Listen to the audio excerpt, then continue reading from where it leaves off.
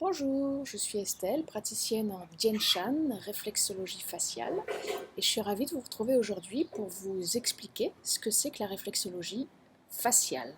C'est vrai qu'on connaît un petit peu mieux la réflexologie plantaire, peut-être même la dorsale ou la palmaire. La réflexologie faciale est encore un petit peu méconnue et pourtant assez extraordinaire.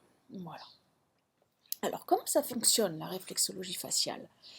En fait, on part du principe que tous les membres de notre corps, tous les organes de notre corps, toutes les fonctions de notre corps sont représentés sur notre visage.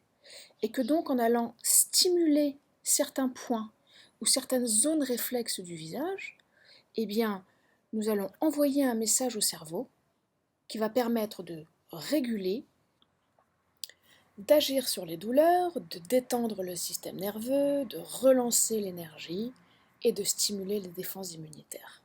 Voilà.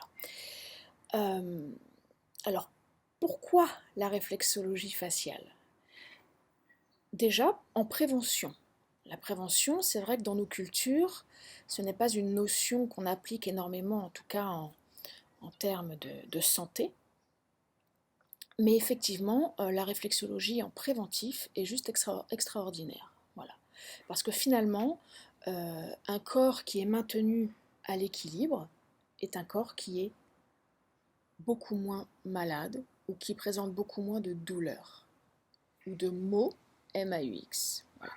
Donc renforcer les défenses immunitaires, relancer l'énergie, réguler l'activité des organes, apaiser le système nerveux, retrouver une forme de paix et de sérénité. Voilà, tout ça, c'est ce qu'apporte la réflexologie faciale, ainsi que toutes les autres réflexologies, en préventif. Après, ça fonctionne aussi très bien en curatif, soit sur des douleurs ponctuelles, comme des douleurs de dos, des douleurs de coudes, de genoux, etc. Et aussi sur des douleurs chroniques, comme la sinusite, la migraine, l'insomnie, les problèmes digestifs, les règles douloureuses. On a un très bon résultat sur les règles douloureuses. Voilà.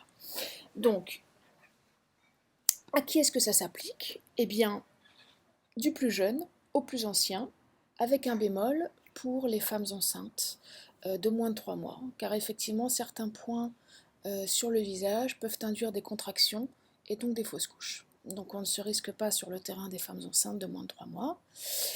Voilà, et c'est aussi un complément extraordinaire à la médecine traditionnelle. Évidemment, on ne se substitue jamais à l'avis d'un professionnel de la médecine et d'un traitement de la médecine allopathique. Par contre, on peut accompagner les personnes en parallèle de la médecine traditionnelle, évidemment, de manière très efficace. Voilà, donc j'espère que j'aurai répondu à vos questions. Si ce n'est pas le cas, n'hésitez pas à me les écrire sous cette vidéo, et puis je vous dis à très bientôt.